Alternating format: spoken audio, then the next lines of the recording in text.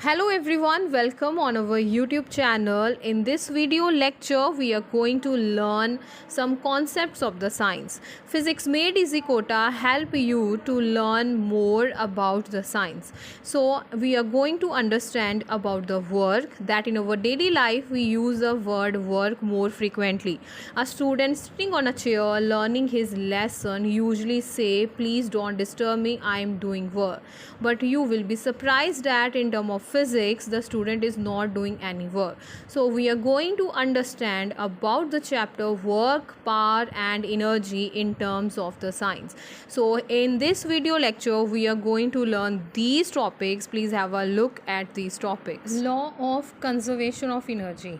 It states that energy may be transferred from one form to another, but it cannot be created or destroyed, which means that the total energy of the system always remains same. It can possible that the energy can change from one form into another form in a system, but the total amount remains same. Transformation of energy, that is a conversion of energy from one form to another, is possible through various devices. That is a mechanical energy get converted to the electrical energy. That is mechanical energy is utilized to make the electricity or the charge flow. Light energy can be converted into the electrical energy, example photoelectric cell. Chemical energy can be converted into electrical energy, example primary cell. And also chemical energy can converted into the heat energy, for example burning of coal. Sound energy converted into electrical energy, example microphone. And thermocouple, which shows the conversion of heat energy into electrical energy. Also engine, it shows the conversion of heat energy to mechanical energy. Motor, electrical energy to mechanical energy. Heater, electrical energy to heat energy. Speakers, electrical energy to sound energy that help to listeners music. Voltmeter, electrical energy get converted to chemical energy. Bulb, that is the electrical energy get converted to light energy. Mechanical energy, when there is some kind of work going on in the form of the motion or the energy is stored. So the sum of the kinetic and potential energy is called mechanical energy. Negative value of mechanical energy indicates a bound state. For example, electron in an atom or a satellite around a planet, both are in bound state. They are under some conditions that they are bound. So they have the negative mechanical energy. Law of conservation of mechanical energy. That is, the mechanical energy is the sum of the kinetic and the potential energy.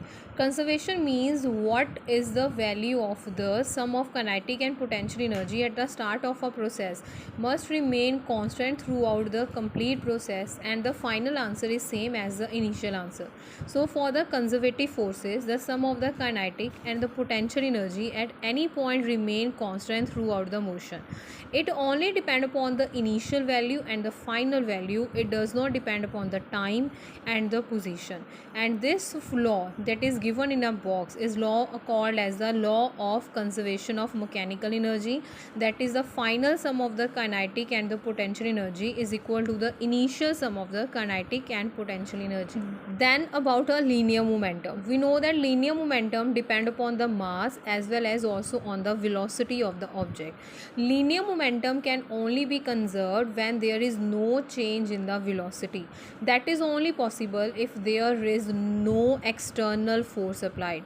So in the absence of external force, the total momentum of the system is conserved. That is, the P initial is equal to P final. Linear momentum at a initial stage is equal to linear momentum at a final stage, and the value is constant. Power. To do any work we require a power. Power is the rate at which a body can do the work. It is also called as the capacity to do work. It is also defined as the rate of doing work. So the formula of the power is work done divided by time. There is some another formula of the power, like average power for the complete work done is equal to change in work done divided by change in time. Instantaneous power, by taking the limit over the average value, we get a value of the instantaneous power. Also, there is a relation of the power with force and velocity, which is very important, and this can be only possible by writing the expression of the work done F dot ds in the vector form and divide by the dt. Then the F dot ds over dt comes out to be velocity. SI unit of the power can be calculated from the expressions or the units of the work and the time. So as the unit of the works are the joule and for the time is second, so SI unit of power is joule per second. Dimensions of the power is M1, L2, T raised to power minus 3. There are some other important units, that is the horsepower. So 1 horsepower is equal to 746 watt. Watt is also the SI unit of the power. When two objects collide against each other, that is called as a collision.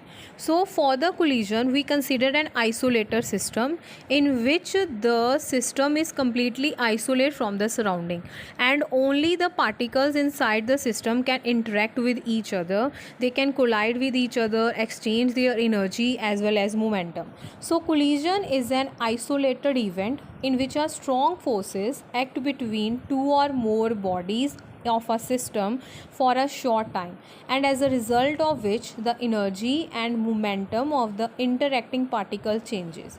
But the most important thing to note that the total momentum remain conserved in any type of collision. So there are the different types of the collision. The first one on the basis of the direction.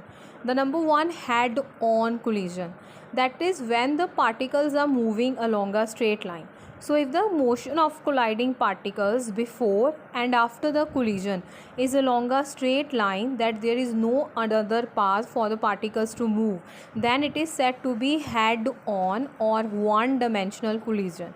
You can see it in the figure that the particles are moving in a straight line and after the collision there is a change in the velocities of the particle. The second type is the oblique collision. If the direction of the motion of the colliding particle are not along the initial line of motion, then that is called as the oblique collision. Like for example, in the diagram, before collision, the two particles, one is moving with the velocity u1 and another one having the mass m2 moving with velocity u2. When they collide, they move to the different directions, not in the same initial line, not along the one dimensional. So such kind of the collision is called as the oblique collision. Now the another type of the collision is on the basis of the conservation of the kinetic energy.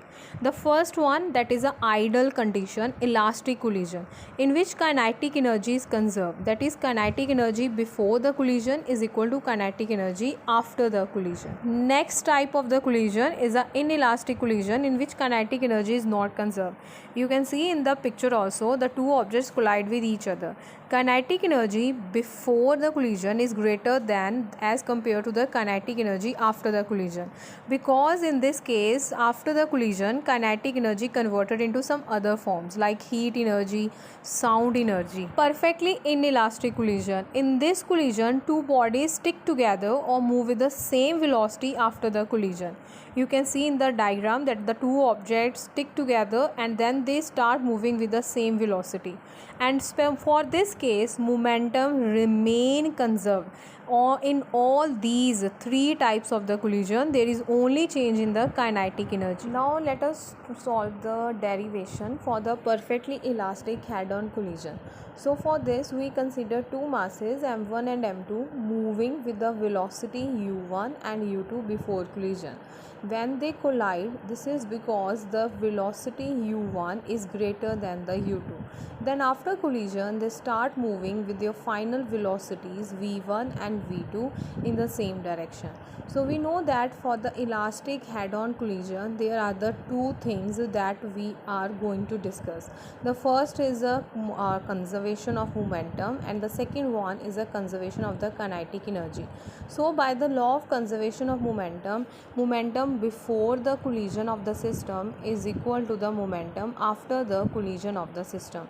That is, the initial momentum is equal to the final momentum. So we put the values and take the masses m1 and m2 common and we get the equation number 1. Then we apply the law of conservation of kinetic energy.